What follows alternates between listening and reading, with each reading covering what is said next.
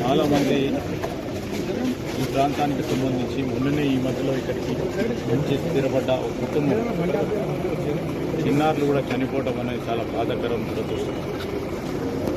కుటుంబ సభ్యుల ఆవేదన, వారి సంబంధించి కొన్ని అంశాలు మాకు చెప్పడం జరిగింది. పూర్తి స్థాయిలో విచారణ జరిపిస్తాం. మరి ఇంతకుముందే డిప్యూటీ సీఎం గారు కూడా హాస్పిటల్కి వచ్చి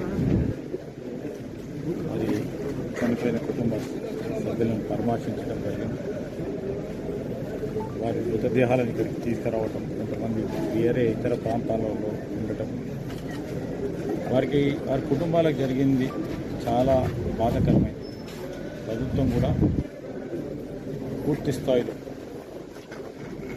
సంఘటన విషయంలో విచారణ జరిపి వారు చెప్పిన ప్రతి అంశంపై, కుటుంబ సభ్యులు చెప్పిన ప్రతి అంశంపై సంఘటనకు సంబంధించిన వివరాలు తెప్పించారు. తప్పకుండా విచారణ జరిపించి యాక్షన్ తీసుకుంటాం. రాబోయే కాలంలో ఏ చిన్న సంఘటన కూడా ఈ విధంగా జరగకూడదు.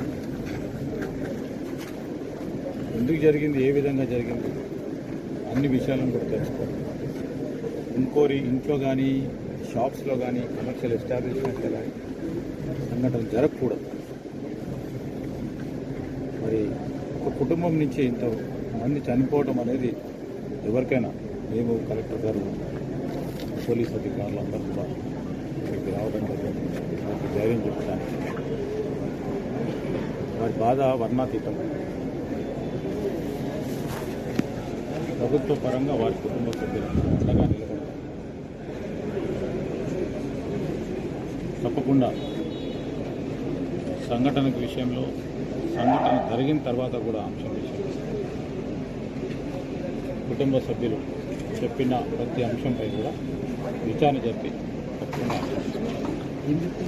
ఫైర్కి సంబంధించిన అంశం విషయంలో ఫైర్దే పోలీస్ అధికారులు తర్వాత వచ్చి బాగా సహకారం చేసిందని చెప్తాను. ఫైర్కి సంబంధించిన అధికారులు వారు ఓన్లీ ఫైర్ అధికారులందరూ 6 గంటలకు కలిసి 6:15కు వచ్చిందని చెప్తాను. వారు కొద్దిగా ఆలస్యమైందని చెప్తాను. ఆ విషయంలో ఖచ్చితంగా విచారణ జరుపుతాం. ఎందుకంటే చిన్నది కాదు. మాకు ప్రభుత్వ పరంగా ముఖ్యమంత్రి రేవంత్ రెడ్డి గారు కానీ ఈరోజు డిప్యూటీ సీఎం గారు అక్కడ ఉన్నారు. హాస్పిటల్లో సంఘటన జరిపిస్తారు. బాధ్యత పరంగా ప్రభుత్వం తన పరిధిలో కుటుంబ సభ్యులను ఏ విధంగా ఆదుకోవాలంటే, సరే చనిపోయిన కుటుంబం వారికి ఏదో ఎవరు కూడా తీర్చలేదు, కానీ ఇంకో విధమైన సంఘటన జరగకుండా ఉండే కార్యాచరణ తీసుకుంటాం. Thank you.